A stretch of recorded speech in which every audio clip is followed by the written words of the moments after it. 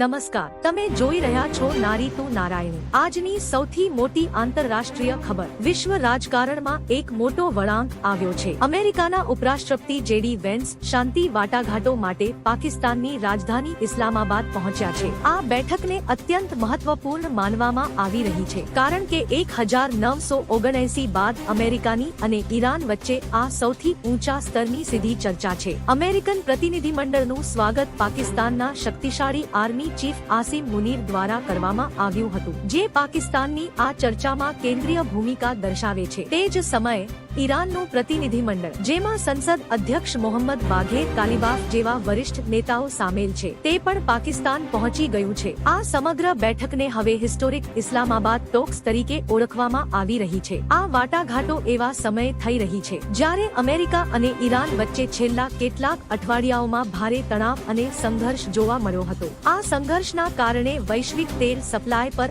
અસર પડી હતી અને મોટી યુદ્ધની ભીતિ ઊભી થઈ હતી. હાલમાં જ બંને દેશો વચ્ચે 2 અઠવાડિયાનો નાજુક યુદ્ધવિરામ લાગુ પડ્યો છે. આ યુદ્ધવિરામ લાવવામાં પાકિસ્તાનની મહત્વપૂર્ણ ભૂમિકા રહી છે અને હવે પાકિસ્તાન પોતાને મધ્યસ્થ તરીકે મજબૂત રીતે રજૂ કરી રહ્યું છે. પ્રધાનમંત્રી શહેબાઝ શરીફ અને સેનાએ મળીને દેશને એક બ્રિજ તરીકે સ્થાપિત કરવાનો પ્રયાસ કર્યો છે. હજુ પણ તણાવ યથાવત, પરંતુ આ તમામ રાજદ્વારી પ્રયાસો વચ્ચે તણાવ હજુ પણ યથાવત છે. ઈરાને ચર્ચા માટે કડક શરતો મૂકી છે, જેમાં આર્થિક પ્રતિબંધોમાં રાહત અને પ્રાદેશિક મુદ્દાઓ પર છૂટછાટની માંગ સામેલ છે. બીજી તરફ અમેરિકા એ પણ ચેતવણી આપી છે કે ઈરાન ચર્ચાને ગંભીરતાથી લે. હવે આખી દુનિયાની નજર આ ઇસ્લામાબાદ વાટાઘાટો પર ટકી છે. આ ચર્ચા વિશ્વને શાંતિ તરફ લઈ જશે કે ફરી એક વખત સંઘર્ષની દિશામાં ધકેલી દેશે, તે હવે આવનારા દિવસોમાં સ્પષ્ટ થશે.